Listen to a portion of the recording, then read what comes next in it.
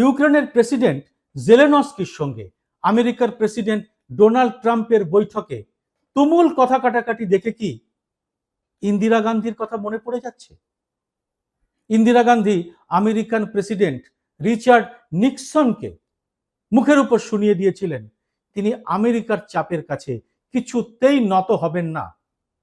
ইন্দিরা গান্ধী ৭১-এ বাংলাদেশের স্বাধীনতা আন্দোলনে সহায়তা করবেন বলে ঠিক করেছিলেন, যুদ্ধ ঘোষণা করেছিলেন পাকিস্তানের বিরুদ্ধে, আর নিক্সন প্রশাসন ছিল পাকিস্তানের পক্ষে।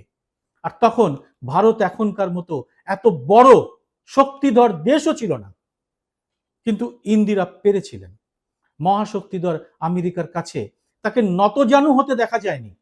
বিশ্বের ইতিহাস মনে রেখেছে ইন্দিরাকে, কারণ তিনি দেশকে সবার উপরে রেখেছিলেন। একার সামর্থ্যে পাকিস্তানকে আত্মসমর্পণ করাতে